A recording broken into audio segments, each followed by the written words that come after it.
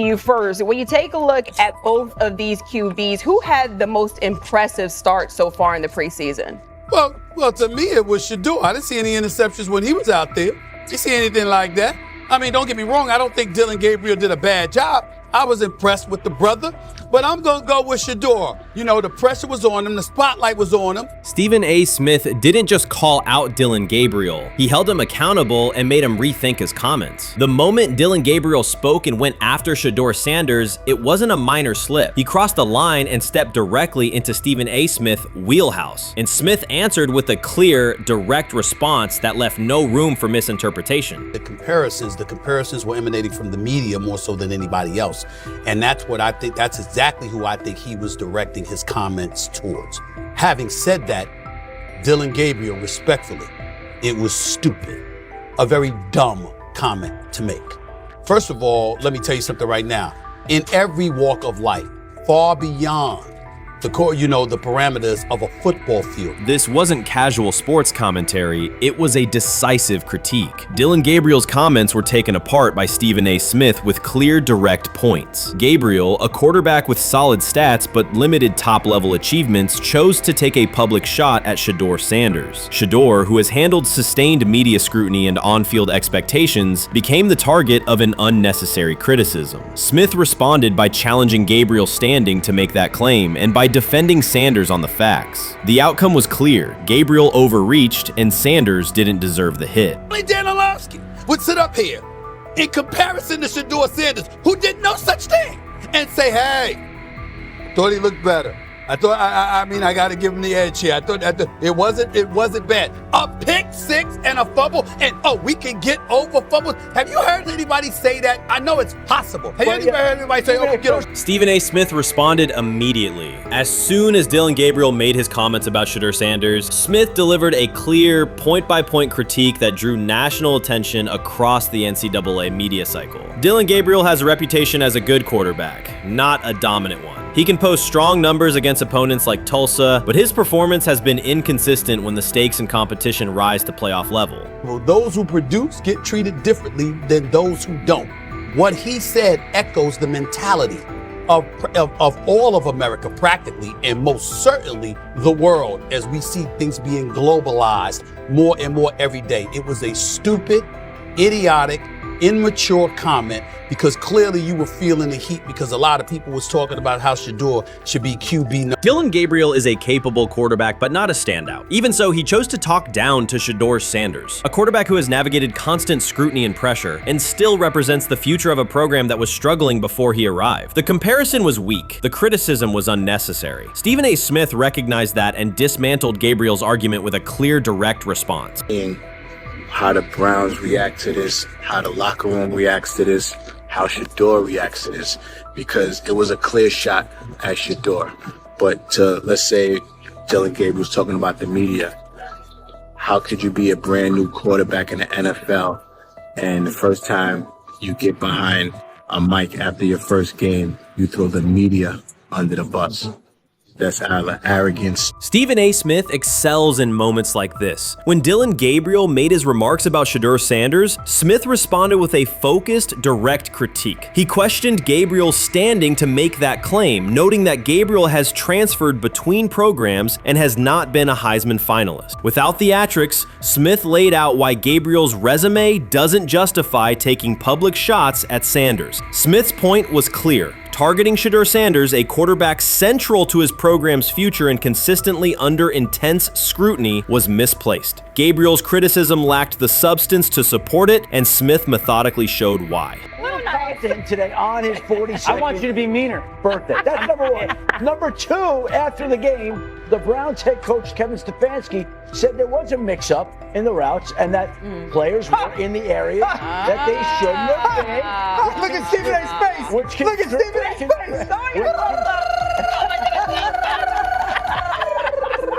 Look at Stephen A. Oh my Lord. The strength of Stephen A. Smith's response was that he didn't just address Gabriel's remarks. He challenged the image around him. Dillon Gabriel often presents himself as an overlooked contender ready to surprise. But the reality is that his profile hasn't commanded broad attention. It's a clear reminder that not every opinion carries equal weight. In defending Shedeur Sanders, Stephen A. was direct and precise. Shedeur isn't just a quarterback. He is Deion Sanders' son, which subjects him to scrutiny far beyond anything Gabriel has faced. Even under that pressure, Shedeur has maintained his composure, shown confidence, and delivered in key moments that helped revive a program many had written off. Stupidity, all of it.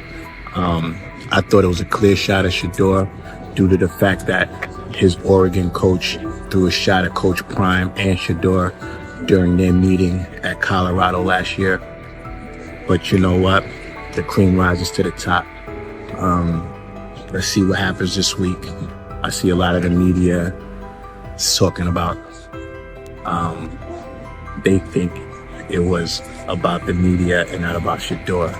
And I think that's a chess move. For Dillon Gabriel to take shots at Shedeur Sanders was a miscalculation. Stephen A. Smith made the mismatch clear. Gabriel's attempt to shame Sanders was unnecessary and counterproductive. You don't target Deion Sanders' son when Deion has turned Colorado into primetime television. It underscored that Dillon Gabriel has often played with a chip on his shoulder because the spotlight hasn't followed him. He has been around long enough to compile numbers but not to earn broad respect. That's why going after Shedeur was misguided. Sanders, despite ups and downs, drives headlines. Gabriel's most notable headlines have been his transfers. Stephen A. Smith pressed that point without hesitation, challenging Gabriel's standing and leaving his argument looking like a forced throw that turns into a pick six.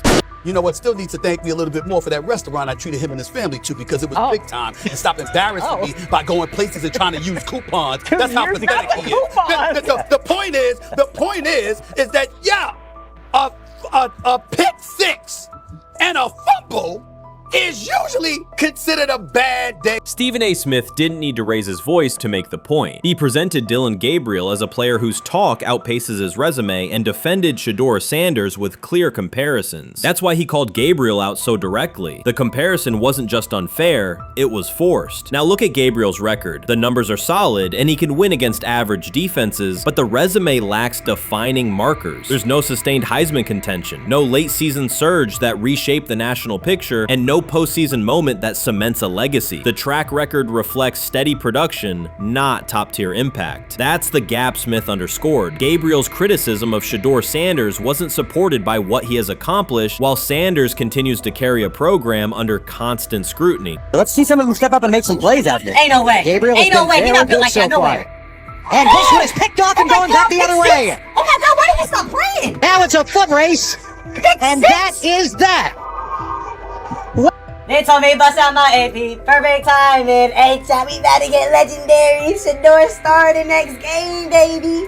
Shout out Dillon though, you know what I'm saying? Bro, I love you, my heart. What am I bigger than cheese, bro? You know what I'm saying? But Shedeur got it. Shedeur Sanders is a national brand who draws viewers for both performance and result. Dillon Gabriel's attempt to diminish him read as resentment. And Stephen A. Smith called out the insecurity and lack of awareness directly. Colorado under Deion Sanders is prime time, and Shedeur sits at the center of that spotlight. If Gabriel expected the sports world to agree while he took a shot at Shedeur, he misread the moment. Smith dismantled the argument and questioned the credibility behind it. Gabriel will move on. He'll keep playing, give interviews, and have fans, but this exchange will trail his media profile as a reminder of a misstep. It's a clear example of a resume that doesn't justify taking public aim at a quarterback carrying that level of scrutiny and responsibility. For the Cleveland Browns preseason game today is that the way that some white folks watched Shedeur Sanders last week is the way that some black folks were watching Dillon Gabriel today. And it's not Dillon Gabriel for Dillon Gabriel's sake.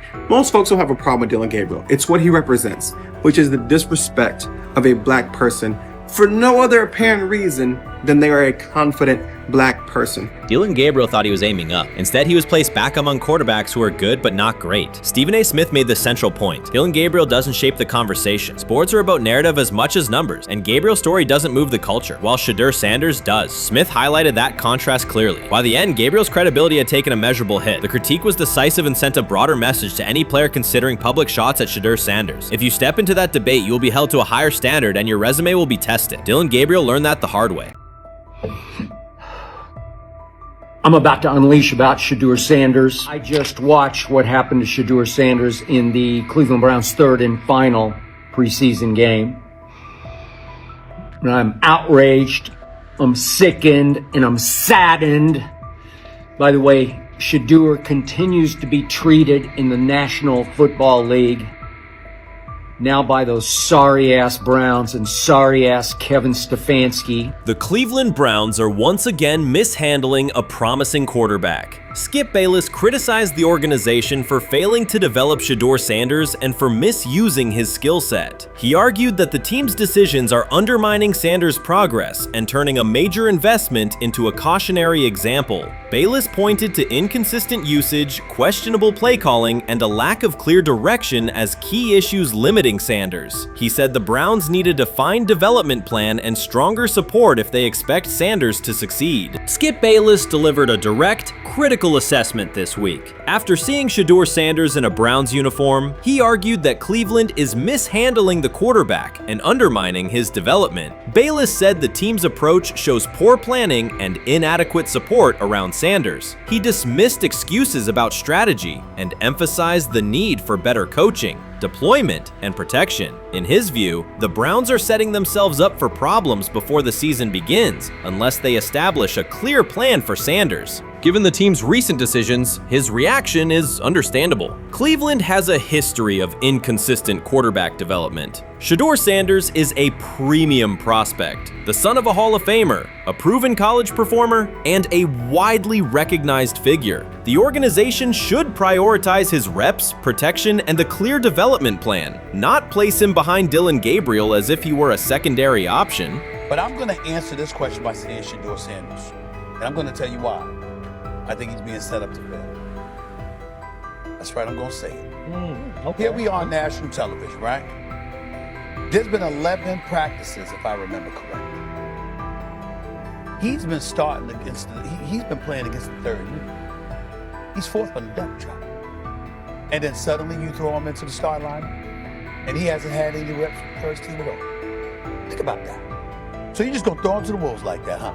I mean, you know, if he had first team snaps in practice. Yet here we are. Cleveland has one of the most publicized prospects and is handling him like a depth piece. The broader issue is the franchise's long record of quarterback instability and inconsistent development. That history colors every move they make.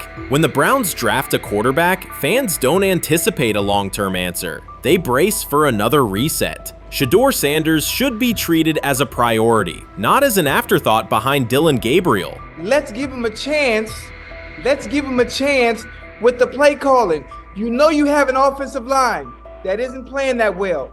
So what do? Why not just play the short game so he can get the ball out of his hands very fast to run a competent goddamn offense? Outside of that, Shedeur has to be better in understanding that the offensive line that you're working with right now is not adequate. Why not allow the players that are competing for a job, in this instance, Shedeur Sanders, to finish off the 2-minute drill? When Browns fans see another quarterback selected, they brace for another setback. The franchise's recent history, from Johnny Manziel's failed stint to the rocky handling of Baker Mayfield, reflects inconsistent development and short-term decision-making. Against that backdrop, Skip Bayless's reaction to Shedeur Sanders on Cleveland's roster was blunt. He argued the team is already mishandling a premium prospect by treating him as a secondary option instead of a centerpiece for the future. Bayless's position is straightforward. Sanders is not just a name, he brings proven college production, leadership traits, and significant visibility that can strengthen both the offense and the organization's broader profile. Burying him on the depth chart behind Dillon Gabriel signals a lack of a clear development plan and wastes early momentum. Instead, Bayless contends, Cleveland should establish a defined pathway.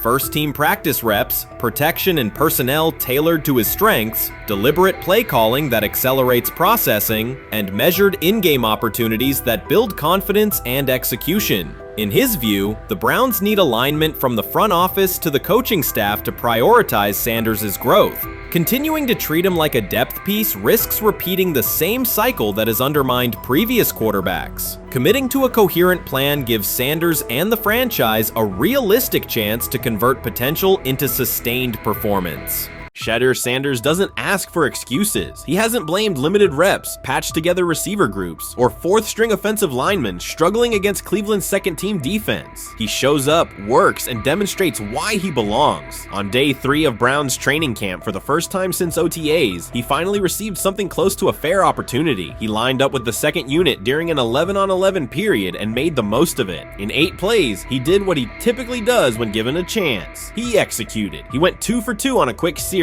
finishing with a decisive throw to tight end Blake Whiteheart that immediately caught the sideline's attention. There was no hesitation in his drop, no unsettled feet, and no panic. Just firm, accurate timing and clean operation. It raised an obvious question. What has taken so long for the Browns to evaluate him with a functional group? The story isn't only about one throw, it's about the delay before it. Sanders has been the guy for most of his football life, commanding high school programs, starring in the Southwestern Athletic Conference at Jackson State, then operating under national attention at Colorado. For the first time, he's been told to wait. He has treated that reality as part of the job rather than a setback. He has prepared like a professional since the moment he arrived, and on the 3rd day of camp in heavy heat, he let the football represent his case. While coverage focused on the veteran presence of Kenny Pickett and Joe Flacco, Sanders made an impression with minimal volume. The difference with the second team was immediate. Protection held up, routes were on schedule, and progressions unfolded as designed. Within that structure, he looked like the quarterback who led efficient offenses at Jackson State and Colorado. Calm in the pocket, decisive in his reads, and accurate to tight windows. This was not simply a good practice period, it was a clear statement. He was not just operating the script, he was directing it. The timing was sharp, the reads were clean, and the seam throw to Whiteheart was a high-level anticipation throw, professional in placement and pace. The narrative around Sanders should reflect that when he is placed in a workable situation, his strengths are visible. Early work with 4th unit personnel included protection issues and unreliable spacing. With the 2nd unit, those variables stabilized and his work looked consistent with his resume. The performance supported a straightforward conclusion. The evaluation should move forward with higher quality reps. Sanders has been explicit about his approach. He does not request special treatment. He intends to be prepared so that when an opportunity appears, he can step in without a drop-off. He has said he wants to be ready for anything and not offer explanations after the fact. That mindset fits what teammates and coaches have observed. A quarterback focused on the assignment, not the conversation around it. The conditions were demanding: relentless sun, heavy humidity, and a practice tempo that stressed decision-making. Many players fatigued as the session wore on. Sanders did not show signs of rushing reads or forcing the ball. He managed the pocket, reset his base when necessary, and continued to deliver on time. The path he has taken, HBCU starter in the SWAC, then Power 5 starter under constant attention, has prepared him for compressed evaluation windows. He has been under scrutiny for years. The heat did not change his process. He moved defenders with his eyes, anticipated breaks, and stepped into throws with balance. The crowd was not chanting his name, and there were no ovations. That was irrelevant to the task. He is focused on the locker room and the staff, and he is building credibility the same way he did at previous stops, by being reliable when the ball is snapped. Quarterbacks coach Bill Musgrave has emphasized ignoring external noise and keeping attention on install, footwork, and timing. Sanders is familiar with the dynamic. He has been followed by cameras and commentary since his early teens. He has experience living with attention and still adhering to routine. Under heat, with a narrow set of snaps and multiple decision points, he stayed composed and effective. 2 speeding citations, 91 miles per hour in Brunswick and 101 miles per hour in Strongsville, became national items. General Manager Andrew Berry characterized the decisions as not smart and stressed that it's not only about driving fast, but about the safety of others. Sanders accepted responsibility, stated that he learned from the incidents, and said he would follow the rules. The attention to those citations did not alter his daily schedule or his practice preparation. He arrived early, stayed engaged, and kept the discussion centered on work. Away from the field, he spent time at Rainbow Terrace in Cleveland after a significant apartment fire, distributing supplies and checking on families affected by the the incident. There was no formal media rollout around the visit. It was an instance of direct engagement with the community without publicity attached to it. That reflects the same approach he shows inside the building. Do the work first. Sanders treats each rep as if it might be his last for the day and his only chance to show a specific element on tape. He prepares for protections, cadence variations, route adjustments, and timing with a level of detail that compresses the learning curve. When he is not under center, he studies coverages from the sideline, charts plays, and reviews video before and after practice. He writes down the next day's calls so he can anticipate checks. He has referenced using virtual simulation tools to replicate snaps he does not receive physically. That is not a passive stance, it is an active attempt to reduce the distance between classroom and field. He is building relationships across the roster, not just with projected starters. He communicates with defensive backs to understand what they see and how they react to certain stems. He spends time with offensive linemen to align on cadence and protection calls. He connects with newer players away from the facility so that communication improves in practice. That is practical leadership, consistent, low visibility work that becomes obvious when the ball is snapped and the operation is smooth. 3 days into camp, a central question remains. Why hasn't he taken a first-team rep? Flacco has seen work. Pickett has seen work. Dillon Gabriel has been cycled in. Sanders has remained behind all three on the depth chart while producing efficient periods when provided stable support. Head coach Kevin Stefanski has not publicly detailed the plan for distributing first-team snaps among the quarterbacks. When asked, Sanders answered that it is not his place to comment on rotation decisions. That response aligns with his day-to-day conduct, respectful, professional, and centered on the next assignment. The staff is managing a room with a Super Bowl MVP, a former first-round pick, multiple rookies, and a new set of combinations on the offensive line. That creates a set of decisions about exposure, pacing, and evaluation windows. Within that context, Sanders has presented a clear case for additional evaluation. He has shown he can execute the offense as designed when the variables are standard. Musgrave has a long-standing connection with the Sanders family through his time as a teammate of Deion Sanders in San Francisco. That familiarity supports direct communication. It does not guarantee anything about the depth chart, but it does help streamline teaching, feedback, and expectation setting. Inside the defensive back room, veterans such as Denzel Ward have provided perspective on timing, leverage, and eye discipline that Sanders has incorporated into his preparation. He is operating without the immediate family structure that defined his college environment. Away from his brother Shiloh and his father Dayon, he is managing his own housing, nutrition, recovery schedule, and all the smaller tasks that accompany an NFL routine. Those adjustments matter because they influence consistency across a long camp. He has treated those responsibilities as part of the job rather than distractions, which is reflected in a steady daily approach. What he showed on day 3 with the second unit was not a surprise to those who have tracked his prior work. It was a continuation of a profile: efficient sequencing, clear timing, and consistent ball placement when protections and routes hold up.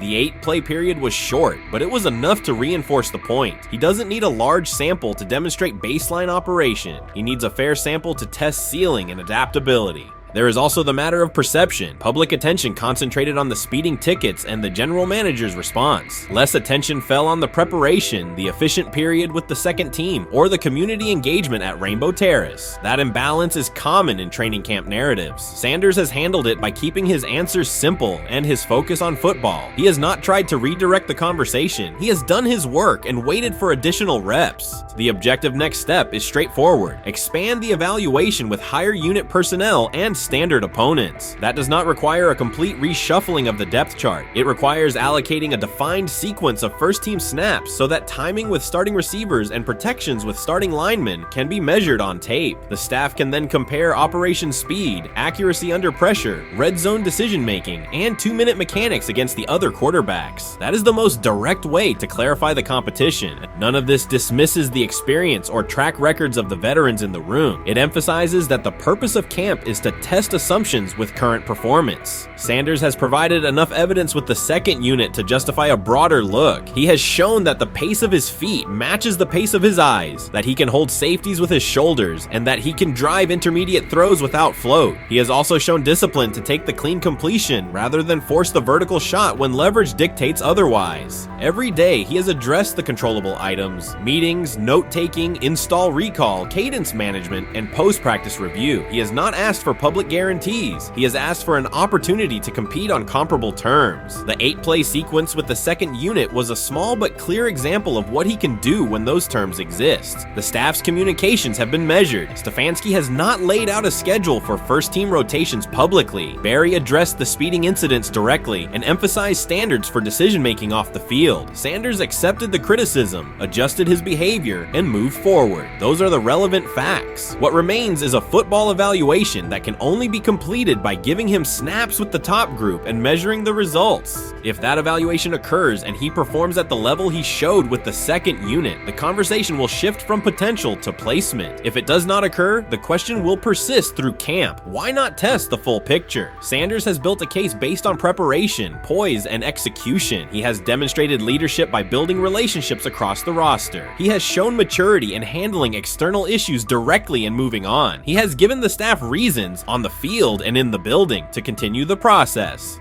3 days into camp, he has answered everything within his control. He has shown growth, discipline, and consistent operation. He turned early fourth-team disarray into learning, then executed cleanly when moved to the second unit. He kept the discussion on football when outside topics threatened to dominate. He has not tried to win a press conference. He has tried to win every rep. If he continues to stack days like this, the next step is logical. Evaluate him with the starters, document the results, and let the tape determine the depth chart. Until then, he will continue to prepare, continue to compete, and continue to present the same message through his play. The 2025 NFL Draft was expected to be Shedeur Sanders' moment. Many projected him as a top 10 talent and a headline quarterback in one of the most discussed college football storylines in years. Instead of walking across the stage on the first night, he waited through 3 days without a call. There was no celebration, only silence. When the phone finally rang at pick no. 144 in the 5th round, it was the Cleveland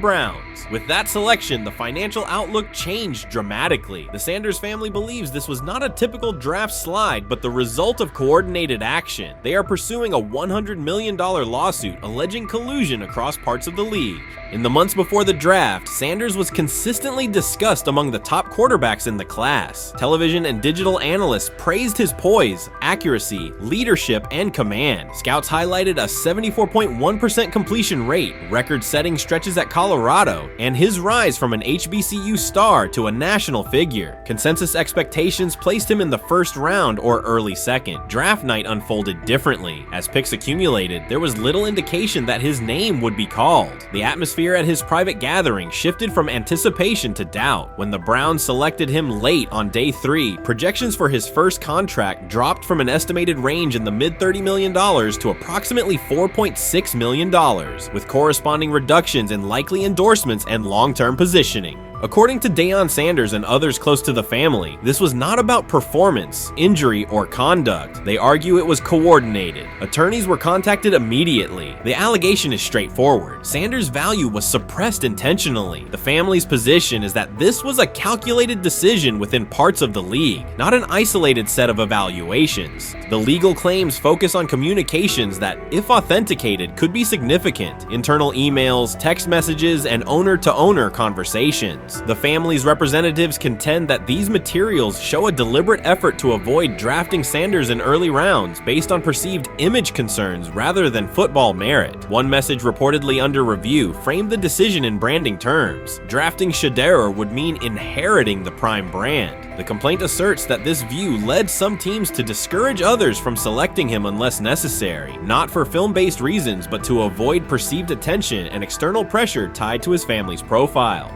A related thread involves speculation about team fit and willingness to play for certain franchises. Past public comments by Deion Sanders were interpreted by some as signals of an Eli Manning scenario. The family's view is that these were strategic statements, not ultimatums. They argue that rather than engage in discussion, teams chose a passive approach, no direct rebuttal, reduced contact, and a collective reluctance to invest a premium pick. If phone records and written communications corroborate coordination, these items could become central central exhibits. Media tone shifted as the draft neared. Coverage that had emphasized production and leadership began highlighting intangibles, interviews, and perceived coachability. Anonymous sourcing appeared in multiple outlets, with claims that Sanders skipped combine drills out of arrogance, bristled at film critique, or told one club, "Maybe I'm not the guy for you," after a tense session. A widely cited line, "Nobody wants a celebrity backup quarterback," was voiced by Colin Cowherd and circulated as shorthand for risk. The Sanders legal position is that these narratives did not arise organically, but reflected a coordinated leak pattern that undermined his market value. The family's contention is that this was primarily about control and compliance rather than football ability. They point out that Sanders did not fail a drug test, was not suspended, and did not produce poor athletic testing. His college resume included elite stretches and significant program elevation at 2 stops. The legal claim asserts that the league's power structure resisted a high-profile player aligned with a high-profile parent coach and an independent media presence. The allegation is that teams sought to avoid the perceived complexity that would come with selecting him early.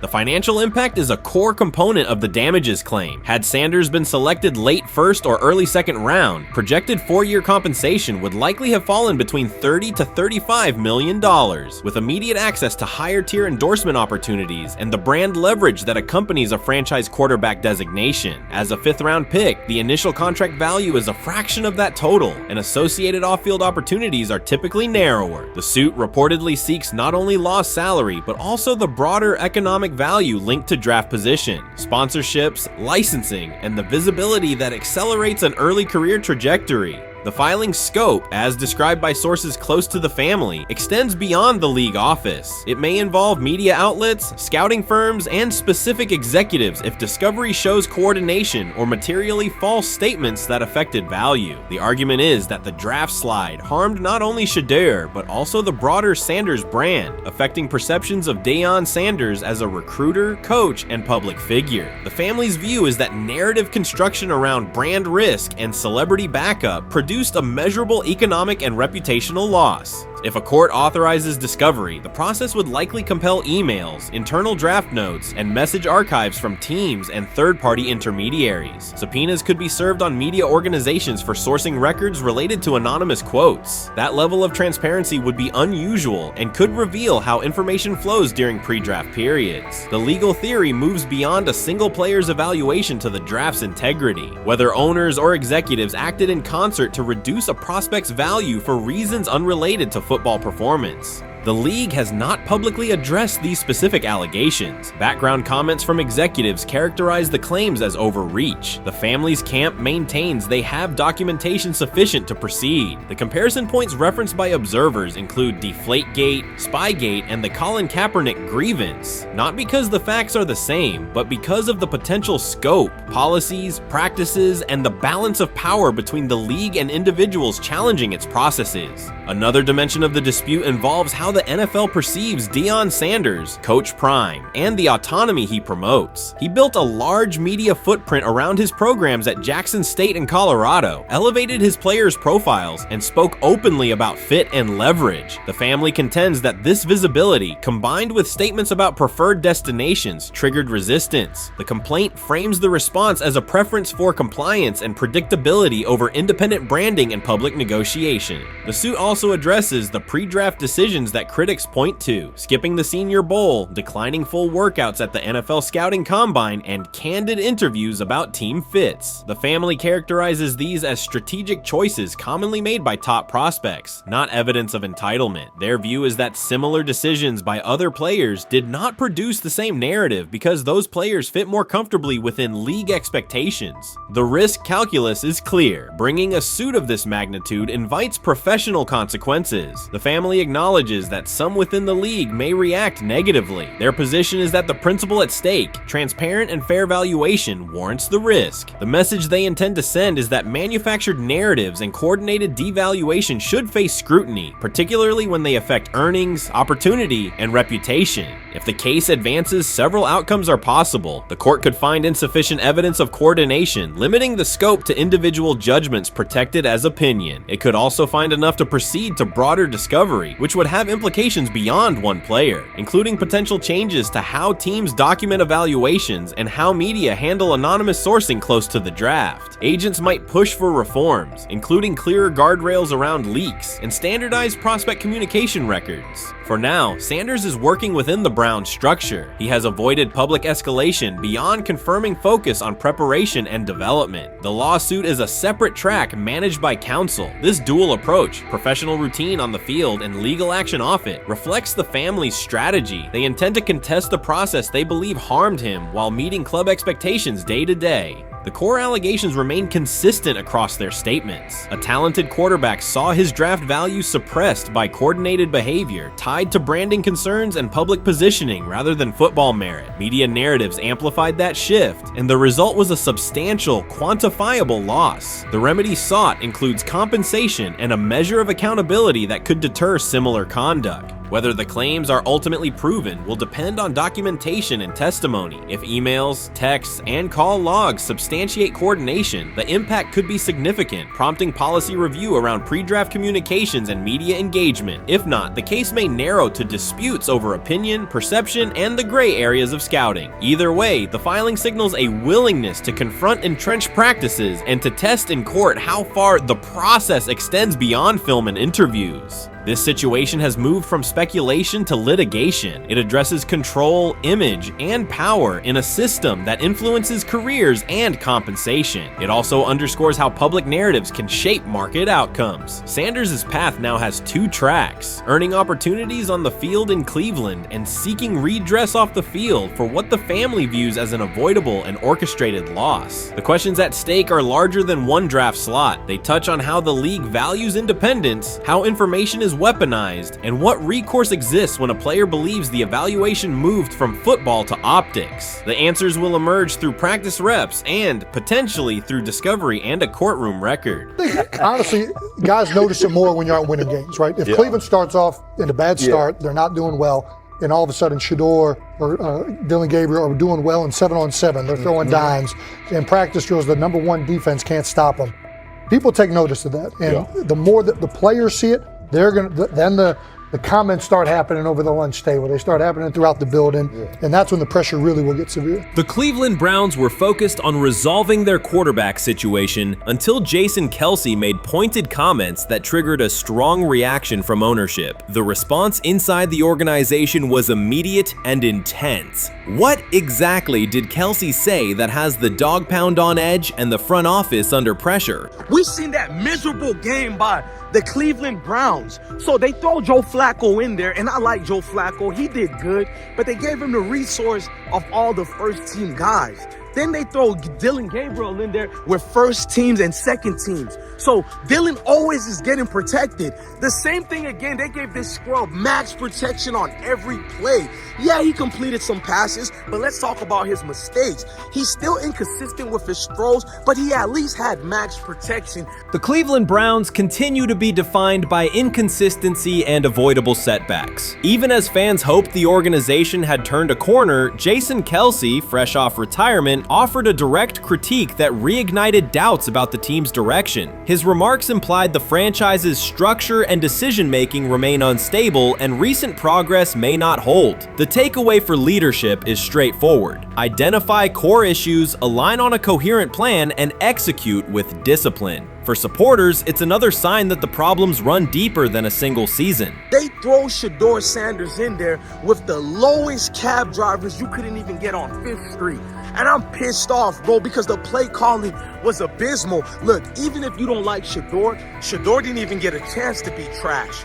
Even if you think Shedeur is garbage, he didn't even get a chance to be garbage. That's how awful the offensive line was. Kevin Stefanski still doesn't want to give Shedeur second strings and first strings reps. Why is that? Browns ownership's response shifted from measured to urgent. The pattern is familiar in Cleveland. The team once treated Johnny Manziel as a franchise solution, retained Hugh Jackson for a second year despite results, and invested heavily in Deshaun Watson through a costly trade and contract. These decisions reflect aggressive but poorly aligned planning. The outcome has been continued instability instead of sustained progress. Knew that this was the guy that they wanted to start. He's seasoned, he's experienced, he still has a big-time arm, even at his age, and they open with the Cincinnati Bengals. They wanted that experienced guy. He was always going to be the guy. They were not going to start Dillon Gabriel or Shedeur Sanders in week 1. Kenny Pickett had a hamstring injury. It makes it easy to go with Joe Flacco. And the question isn't and wasn't going to be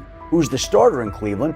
The question is who's going to be the backup in Cleveland? Who's going to be the number 2 quarterback when they open the season against these Bengals? Fans still show up season after season, expecting improvement and bracing for setbacks. The usual pattern has been early optimism followed by a gradual collapse. But last season was different. For a sustained stretch, the Browns looked organized and competitive, resembling a functioning team. Couple days, 3 days until roster cutdowns, how do you feel about that? Do you feel like you belong here on this team? Obviously, I think overall as a player, I feel like I put in the work. I feel like everything I do, I try to do it to my best, and that's all I ask for. So I feel like everybody feels like, they should be on the team, and if you ask anybody on the team, would they feel like they belong, in their own eyes. So I feel like I do, but I'm my own player, I think about myself in a high regard. The front office entered the offseason confident. Kevin Stefanski was being praised and the Dog Pound believed the team had made real progress. Then Jason Kelce delivered a pointed assessment that cut through the optimism. Fresh into retirement, the former Eagles All-Pro and Super Bowl champion said Cleveland still looks like a team patching over issues rather than building a durable contender. Kelce's view was direct. The Browns' structure is fragile, and the roster is too dependent on perfect health at quarterback. He argued the team is one injury away from losing continuity and sliding backward. Because Kelce has operated inside a stable, championship-level organization, his comments carried weight with players, media, and fans. The reaction was immediate. People took his critique seriously, not as outside noise, but as an informed evaluation of how a successful team should be built. Ownership also felt the impact. Jimmy Haslam's response shifted to urgency, a sign that leadership recognizes the stakes. The criticism arrives in the context of prior high-risk decisions, especially the fully guaranteed $230 million commitment tied to Deshaun Watson. Watson has missed time and shown inconsistency when available, and the contract has constrained flexibility. Kelce's remarks highlight why depth, alignment between the front office and coaching staff, and a clear contingency plan at quarterback are non-negotiable. The takeaway is straightforward. Cleveland must convert last season's progress into a stable framework, protect the quarterback, deepen critical positions, and establish a plan that survives injuries and short-term setbacks. Without that, the games that fueled optimism will remain temporary. If you're a betting man, who do you think starts for the Browns at quarterback? Okay, this is the situation. Kenny Pickett, they actually traded for him. Joe Flacco, no one's bringing Joe Flacco in the building thinking Joe Flacco's going to be the starter. If Joe Flacco is your starter, you got a problem.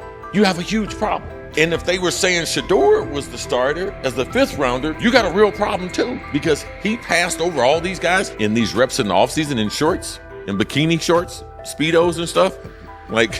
No. That kind of stuff. So I'm not that surprised. When you put down a 3rd round pick on a quarterback, you do believe he has a certain skill set. Jason Kelce stated the obvious. Cleveland committed to a quarterback who hasn't played at an elite level in years, and Joe Flacco's playoff run didn't change the long-term outlook. Ownership appeared more upset that the criticism was public than by the substance of the critique. Many fans agreed. They've seen this pattern before. Rosters age, injuries are inevitable, and when a single contract dominates the cap, one setback at quarterback can undermine the entire season. Kelce's broader point was about structure. The Browns prioritized the high-cost, uncertain starter over depth and contingency. The late-season surge masked issues that remain: limited cap flexibility, thin depth at key positions, and an offense that lacks a credible Plan B. Fans recognize how quickly a strong defense can decline with injuries, and how an offense without redundancy stalls. The AFC North raises the stakes. Baltimore with Lamar Jackson sustains a top standard. Cincinnati with Joe Burrow returns to contention when healthy. Pittsburgh rarely slips below .500 under Mike Tomlin and wins with defense and consistency. In that environment, Cleveland can't rely on perfect health or peak form from one player. The path forward is clear. Diversify cap allocation, reinforce the offensive line and receiver depth, carry a legitimate backup plan at quarterback, and install a scheme that functions regardless of who is under center. Given what we saw yesterday with Shedeur Sanders, somebody on the Cleveland Browns is 100% getting fired, probably by the end of this year. The person who's probably going to end up getting fired is Kevin Stefanski, because I know that he didn't want Shedeur Sanders on the team. It was Andrew Berry who made that pick. You can't really go against your GM. Bad things happen in this situation. But Shedeur Sanders is not without fault for what we saw yesterday. This is the play that we saw yesterday that has the internet just exploding, where Shedeur Sanders took like a 24-yard sack. Half of the internet is saying that this is all Kevin Stefanski's fault. Cleveland showed progress last season, but the underlying concerns remain. Jason Kelce highlighted them directly. The Browns' long-term plan is fragile, cap-constrained, and overly dependent on perfect health at quarterback. His comments focused attention on structural issues, roster depth, continuity in coaching, and a sustainable offensive approach, rather than a single hot streak. That criticism resonated because it reflected what many around the league already see. Ownership's reaction underscored the sensitivity. Jimmy Haslam has presided over frequent coaching and quarterback changes, and external scrutiny carries weight when it comes from a respected veteran with championship experience. Kelce's remarks reinforce that last year's Joe Flacco stretch was a short-term solution, not a foundation. The team still needs a durable plan that can withstand injuries and inconsistency. The practical takeaway is clear: stabilize the system, diversify cap usage, and build depth at key positions so the offense functions regardless of who is under center. That includes a coherent development pathway for younger talent such as Shedeur Sanders, with defined practice reps, protection, and scheme alignment. Kelce didn't say anything outrageous. He articulated the gap between a brief surge and a credible long-term contender. Have the faith of a mustard seed. Right, because this is the greatest resurrection since Jesus the Christ. Right, like at some point, Joe Flacco was thinking about getting into TV. Yeah. Right, Joe Flacco didn't have a job, and then now you not only come back and start for the Cleveland Browns late in the 2023 season, but they came back around to you. You're now the day one starter for a franchise that just 2 years ago was in the playoffs. The Browns' quarterback situation remains unsettled. Deshaun Watson was expected to be the long-term answer, but injuries and inconsistent play have prevented him from reaching an elite level. When the team turned to Joe Flacco after Watson's season deteriorated, Flacco immediately lifted the offense and produced results that highlighted the gap between expectations and reality. That a 39-year-old late addition could outperform a $230 million starter was not just a short-term surprise, it raised fundamental questions about roster construction and evaluation. Quarterback depth has been fragile, and the late-season surge masked broader structural problems. Jason Kelce's remarks made that clear. Cleveland is vulnerable if the starter is unavailable, cap flexibility is limited, and the offensive plan lacks a stable contingency. His critique drew attention to leadership and planning as much as on-field performance. Jimmy Haslam's strong reaction reflects the pressure on ownership. The organization has promoted a message of stability and progress, but Kelce's assessment suggested those gains are not yet durable. The path forward requires a realistic approach to the cap, a credible backup plan at quarterback, and a system that holds up regardless of personnel. He lied to us all when he said that this was going to be an open competition, a four-man open competition when it comes to the QB situation up there in Cleveland, in which, from the looks of it, all we've seen it be was a three-man race. The only people that has been getting reps in with the first team or with the veterans are Joe Flacco, Kenny Pickett, and Dillon Gabriel. We've never seen my boy Shedeur Sanders get a chance to get in. Even with him doing the things that he has been doing up there, he has yet to get in with the... Shedeur Sanders was caught off guard by Coach Kevin Stefanski's recent remarks, which have sparked talk of bringing in another starting quarterback. Commentators are debating whether Stefanski's comments reflect eroding confidence in Sanders or a brief lapse in judgment, but the rookie now faces intensified scrutiny over his role. The Browns, we got an analyst that says that Shedeur Sanders should have some kind of a ban? Banishment of some kind? Come again? Say what? For what? And we've got, this would be more troubling. If I'm a Browns fan, and this is where we're going to start, potential dissension in the ranks of the front office and the coach. And over what? Quarterback. When a program's headline quarterback suddenly becomes the subject of sideline murmurs and quiet searches for replacements, the situation is unmistakable. It's a breach of trust. Shedeur Sanders, the passer who put Colorado back in national conversations with his production and profile, has just received a clear message that his job security is in question. Coach Kevin, the assistant previously considered to be in Sanders' corner, made remarks that ignited speculation about changing quarterbacks. Fans, analysts, and even Deion Sanders are now reassessing the team's unity and its true plan for the position. The comment was no accident. It was a deliberate signal that the staff may soon elevate a backup. For perspective, Shedeur Sanders did not step into ideal conditions last season. He was sacked so often that Colorado could have dedicated a locker to every opposing edge rusher who reached him. Could I possibly go to bat for Kevin Stefanski as a great head coach? No, I couldn't.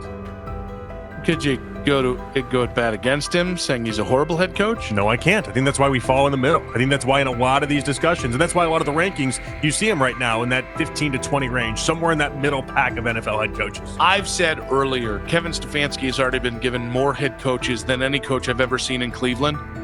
Starting with the decision to move on from Baker and him clearly still having another level to get to in Tampa. Last season, Shedeur Sanders often had to operate behind an offensive line that provided minimal protection, yet he still delivered precise throws and critical drives. At times, he seemed to be carrying a struggling roster almost on his own. Despite the constant pressure, he never complained, never threatened to transfer, and never acted entitled. He remained with Colorado because he trusted the program, trusted his father, and believed in the team's larger mission. That loyalty is why Coach Kevin Stefanski's recent statement that the quarterback competition is wide open struck so sharply. The remark implies that Sanders' starting role is insecure, as though the player who absorbed countless hits while holding the offense together is simply another name competing with walk-ons and first-year athletes who are still learning the cadence. This goes beyond ordinary coach language about fostering competition. It introduces genuine uncertainty about the staff's confidence in Sanders and invites speculation that Colorado is actively assessing outside options through the transfer portal. By characterizing the position as vacant, Stefanski has planted seeds of doubt that could quickly evolve into rumors and undermine the stability of the locker room.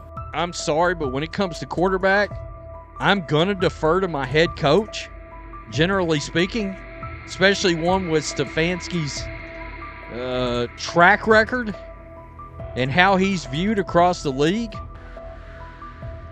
So this is interesting because it tells you Kevin Stefanski's not a Shedeur Sanders guy.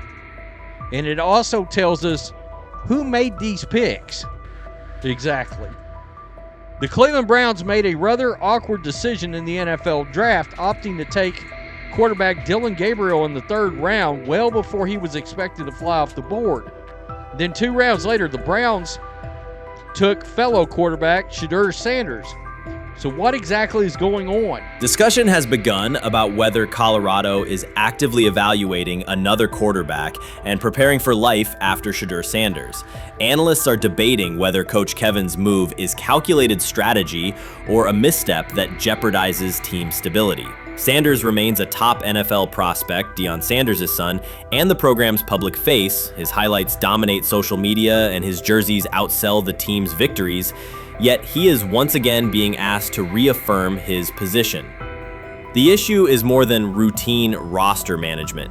It intersects with the family dynamics that shape the program. By portraying the quarterback job as open, Coach Kevin signals to both Shedeur and Deion that the staff is willing to move on despite Sanders' stature. For Shedeur, sitting through film sessions while hearing talk of potential replacements adds an unwelcome layer of uncertainty to an otherwise proven resume. The decision may reflect a desire for a quarterback with a different profile, perhaps someone more mobile and system-oriented, rather than a dismissal of Sanders' accomplishments. Sometime last week, and then, and I just tweeted that out again this morning, and then today, the Joe Flacco one got posted. So running through this, and then of course we'll still have Dillon will be next, and then Shedeur will come last. As training camp nears, Mary Kay Cabot is providing straightforward analysis of the Cleveland Browns quarterback competition. The starter has not been named, but she has moved away from her earlier skepticism of Shedeur Sanders and now acknowledges his talent and potential. Cabot explained that if Joe Flacco is chosen to start week 1, it will mean he is the most prepared to play immediately. This approach would also give younger quarterbacks such as Kenny Pickett time to adjust, refine their skills, and maximize their potential while Flacco handles the early workload. She added that a Flacco start would not prevent Sanders from earning the position later in the season. The depth chart remains flexible, and Sanders' continued development could put him in line for an opportunity as circumstances evolve. Cabot also noted that Pickett could win the job for week 1, but he must demonstrate he can integrate smoothly with the offense and perform reliably under pressure. The Browns want a leader who can control the huddle, execute plays efficiently, and maintain composure. Pickett's performances in upcoming practices and preseason games will be critical in determining whether he secures the starting role or Sanders ultimately takes the reins as the season progresses. Things like that. It doesn't mean that Kenny can't swoop in there and steal that job by them, but he's really going to have to show that he has a complete mastery of this scheme and this system, and that they don't have to dial it back a lot to put him in there. So these will be some considerations, and I do think that that as the preseason goes along, it will become evident.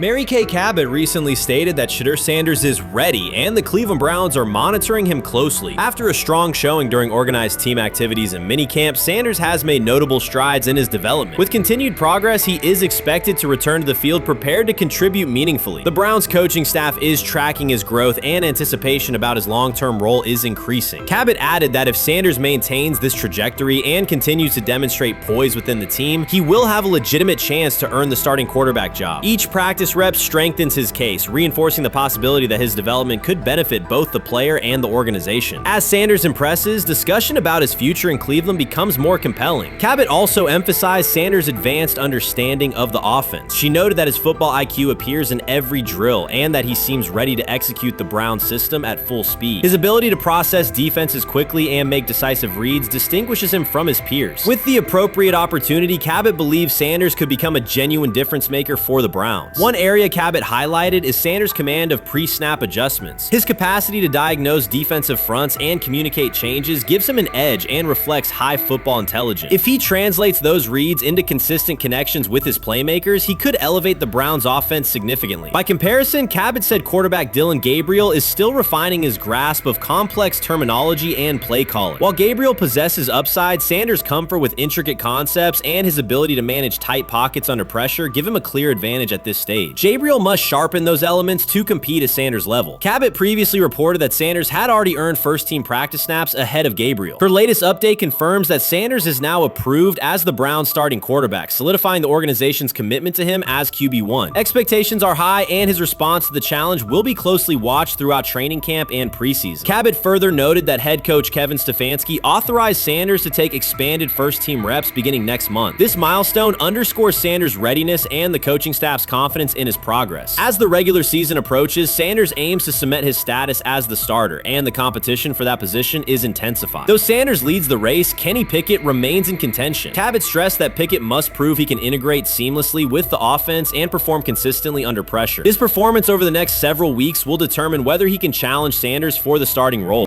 With both quarterbacks vying for the top spot, the Browns' Week 1 starter will be one of the most scrutinized decisions of the upcoming season. For now, Cabot's reporting underscores Sanders' rapid ascent, strong football intellect, and growing command of the offense, qualities that position him well to lead Cleveland's offense when the opportunity arrives. I view things as I got time. I got time to be able to grow and mature, and be able to understand the ins and outs of the defenses and be able to get the good insight from the vets in the room. So I look at it as, a plus. And whenever, it's time for me to play. Shedeur Sanders rolled into Browns camp and instantly made the whole practice feel like a recess pickup game. NFL vets suddenly looked like they'd forgotten the playbook and were just trying to keep up. With that being said, I see some balls coming out of Shedeur Sanders at that camp, and I'm like, kind of looks like a guy. Yeah, I'm ready. He can sling it. Ready to I see him, some of the veterans, how they talk to him, mic'd up, see what he's doing in the community. Talking about Njoku there? joker like that. But you once you see, different little interactions and things like that, I know he has the talent. We'll see. It'll be a competition that usually brings the best out of guys, especially young guys. So I'm interested to see how that quarterback situation. Right after Shedeur Sanders tightened his cleats and the Browns settled in for what they figured was a routine camp day, the whole vibe tilted sideways. No blazing comet, no UFO touching down at midfield, just a swagger-charged quarterback striding in like he'd crashed the wrong league and thought, yeah, I'll stick around and run this show. The Browns had no clue what storm was rolling in. You'd expect an NFL team to do a quick scout, maybe pull up a highlight reel or two, but nope. They greeted Shedeur with a shrug, only to watch him seize the field on snap one and run the whole operation like a seasoned pro. First and foremost, he's been the best quarterback in camp. Now look, Joe Flacco ain't had many opportunities. There was a whole day I saw he didn't throw the ball at all. Here's my theory on the situation. They already know who's starting in the number 2 is. They already know. Joe Flacco and Shedeur Sanders is already locked up. You're missing the boat, people. You're missing the boat. Your boy, Kenny Pickett and Dillon Gabriel, oh, they're fighting. Shedeur didn't merely clock in, he hijacked the session. One moment he's loosening his arm, the next he's roasting veteran QBs like faded names on busted draft boards. Defensive coordinators everywhere had the same gut punch reaction. Uh-oh. His pocket poise? Straight disrespectful. His timing? Psychic. And every pass left his hand like it was laser guided to its mark.